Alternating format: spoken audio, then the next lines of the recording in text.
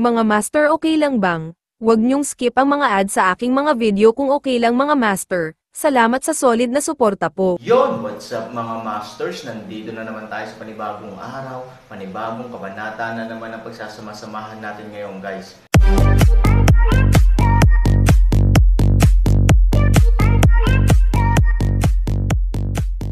Bali mga masters, kung bago ka pa lang po sa aking YouTube channel, please click the subscribe button, lalong-lalo na po yung notification bell, guys, para maging connected pa rin tayo sa isa't isa at maging updated kayo sa mga susunod ko pang video.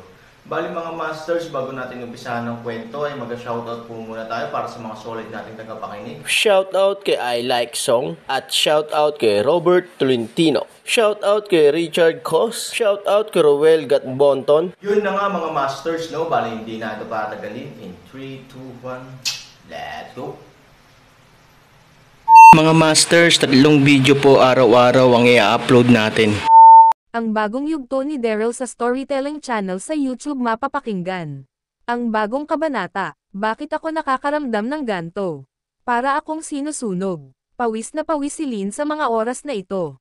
Ilang minuto ang lumipas, mas lalong umiinit ang pakiramdam ni Lynn. Si Lynn ay parang wala na sa kanyang sarili. Inalis ni Lynn ang suot niyang damit. Dahil ito ay sobrang init na init. Namumula ang kanyang magandang katawan. At ang mga pisngi nito ay para bang isang mapulang kamatis. Nilamon na ng lason ang buong katawan ni Lynn. Kung hindi niya mailabas ang init ng kanyang katawan, ang kanyang puso ay masusunog at ito ay mawawala ang pagtibok nito. Maya-maya si Daryl ay naalipungatan. Nang idilat niya ang kanyang dalawang mata. Laking gulat nito nang makita niya ang magandang katawan ni Lynn ay nakatiwangwang. Nang makita ito ni Daryl, umiwas ito ng tingin. Dahil baka magalit sa kanya si Lynn. Ilan minuto ang lumipas, si Daryl ay nagtataka. Bakit walang imek si Lynn sa mga oras na ito? Parang may mali kay Miss Lynn. Sa mga oras na ito dapat ako ay kanyang pinapagalitan niya na. Bulong ni Daryl sa kanyang sarili. Tama, may iba sa kanya ngayon. Muling tumingin si Daryl kay Lynn. Nakita niya ulit ang magandang katawan nito ni Lynn. Buti na lang si Lynn ay may suot-suot pa itong takip sa kanyang dibdib. Nang makita ni Daryl na sobrang pawis ang buong katawan ni Lynn.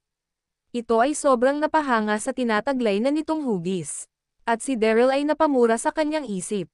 Freak ang ganda ng katawan ni Miss Lynn, lalo na kung ito ay pawis na pawis. Bulong ni Daryl at biglang bumalik si Daryl sa kanyang ulirat, at mabilis itong lumapit kay Lynn. Nako, paano nangyari kay Miss Lynn ito? Mukhang nalasan ito ng gamot para sa pagtatalik. Oo, alam na alam ni Daryl ang mga sintomas ng lason na iyon. Dahil, ilang beses na nangyari ito kay Daryl. Si Queen Silong ay nalasan din ng gantong gamot. Nako, nasa panganib si Miss Lynn sa mga oras na ito, sabi ni Daryl. Paano ito nalasan? Wala pa naman kami ibang kinakain ngayon. Maya-maya naisip niya yung tubig na nakalagay sa kanyang tubigan. Huwag mo sabihin na may lason ang tubig na nakalagay dito. Binuksan ni Daryl ang kanyang tubigan. At ito ay kanyang inamoy. Nang kanyang maamoy ang tubig, ito ay labis na nagulat. Tama, ang tubig na ito ay may lason. Paano at sino ang naglagay ng lason dito? Si Daryl ay labis na nag-aalala sa mga oras na ito. Maya-maya naisip niya si Charlie. Tuldok, wala naman ibang gagawa nito kung hindi si Charlie lamang. Ang ninakaw pa niya na gamot sa lugar ng mga mangkukulam na elf ay para sa pagtatalik. Sabi ni Daryl, paano niya ito nalagay sa aking tubigan? Labis na nag-iisip si Daryl sa mga oras na ito.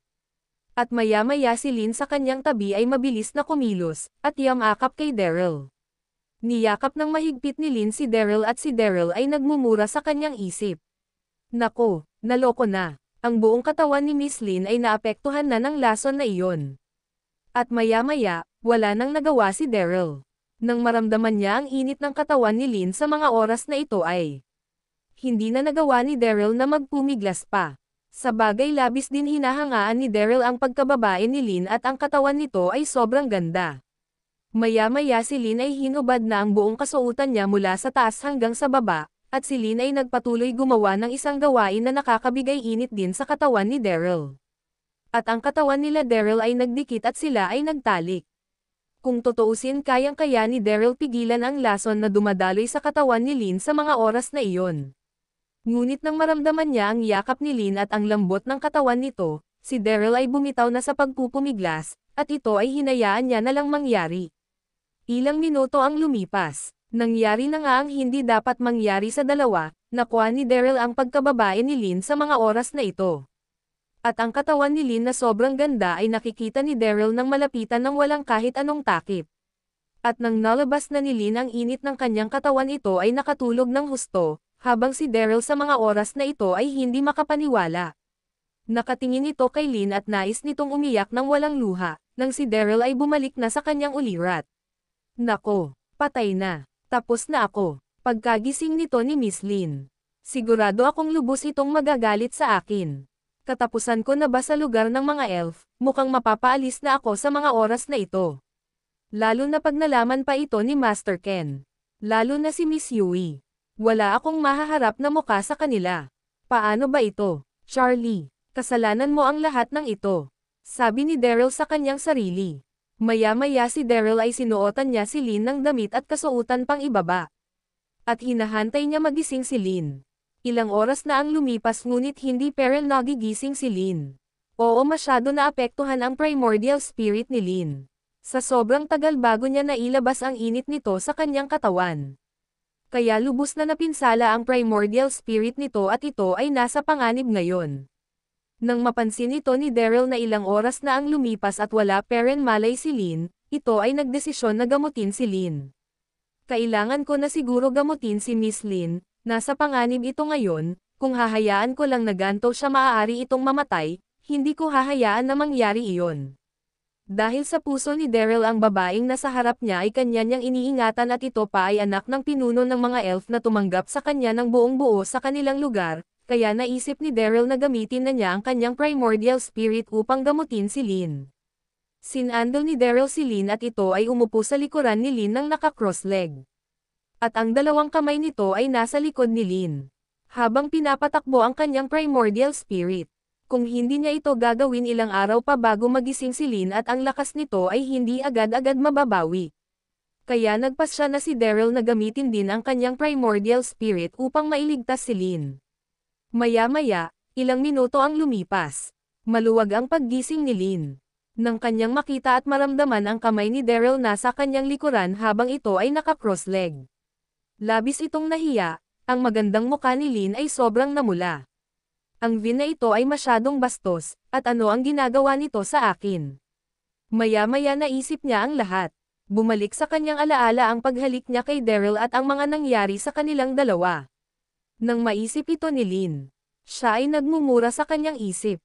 Ang bastos na lalaki na ito.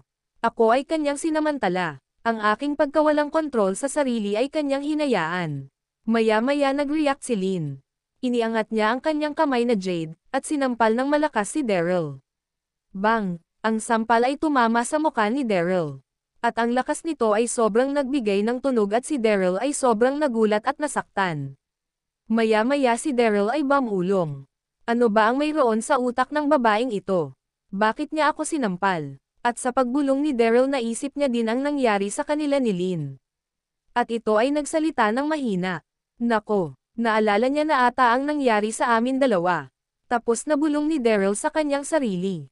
Ikaw, labis na galit si Lin sa mga oras na ito.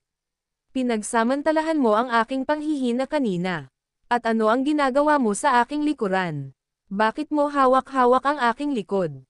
Sabi ni Lin. Tuldok. Oo, magkukunwari na lang si Lin na wala siyang alam sa nangyari sa kanilang dalawa.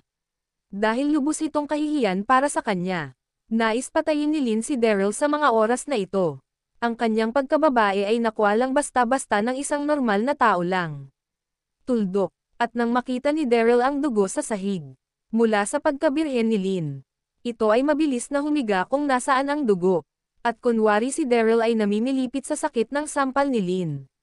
Ngunit ang nais nito ay panasan ng kanyang damit ang dugo na nasa sahig. Oo, si Lin ay isa lang virgin. At dahil doon ang maselang parte ng katawan nito ay damyugo. Si Daryl ang kauna-unahan lalaki, na nakasiping ni Lin sa kanyang buhay. Tuldok, hindi may pinta ang masamang hangin na umiihip sa loob ng maliit na kuweba. Si Lin ay nais sumigaw at umiyak sa mga oras na ito. Alam niya sa kanyang sarili na nakuha ni Daryl ang kanyang pagkababae. Ngunit hindi niya pwedeng ipahalata ito kay Daryl. Dahil sa kanyang pagkakaalala, siya ang yamakap kay Daryl nang ito ay kanyang makita.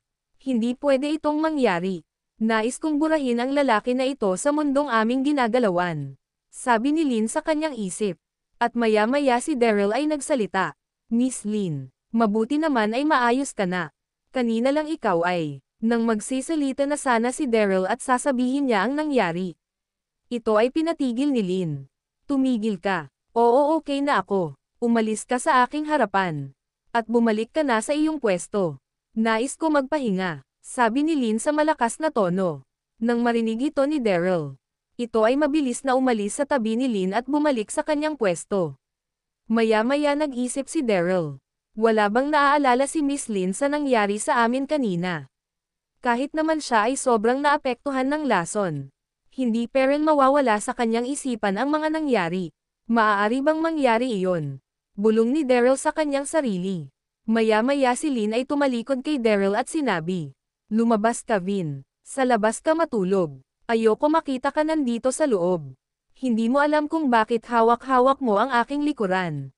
Lumabas ka bilasan mo. Nang marinig ito ni Daryl mabilis na lumabas ito sa maliit na kuweba. Nako, mukhang sa labas ako matutulog. Okay na din ito kaysa naman mapatay ako ni Miss Lynn dahil sa nangyari sa aming dalawa. At tumingin si Daryl sa loob ng kuweba at bumulong. Napakasarap ng aking pakiramdam. Ang prinsesa ng mga elf. Ay sa isang sandali ang kanyang pagkababae at ang kanyang katawan ay aking nakwa. Ang kanyang mga dibdib ay sobrang lambot at ang hubog nito ay hindi kalakihan ngunit ito ay sobrang tayo. Sabi ni Daryl. Hindi ko alam kung ako ba ay matutuwa sa nangyari o matatakot. Dahil kapag naalala ni Miss Lynn ang nangyari sa aming dalawa, sigurado katapusan ko na sa kanilang lugar. Bulong ni Daryl sa kanyang sarili. Maya-maya naisip niya ang dugo sa kanyang damit. Nako, baka mapansin ni Miss Lynn ang dugo sa aking damit, baka ano pa ang maisip nito. Maya-maya naisip ni Daryl ang ilog na kanina ay kanyang napuntahan. Tama, may malapit na ilog dito. Maaari kong laban ko saglit ang damit ko roon. Sabi ni Daryl. At si Daryl ay nagpasya lumipad patungo sa ilog na kung saan ito ay kanyang nakita kanina. Yun na nga mga masters, no? Bali panibagong kabanata na naman yung natapos natin ngayong gabi. Muli, maraming salamat po talaga sa walang sawang suporta po sa aking YouTube channel na talagang inaabangan nyo po ang bawat upload ko po. Bali mga masters, magkita-kita ulit po tayo bukas ng gabi at ngayon po ay magpapaalam po muna tayo. Bali mga masters, bye-bye!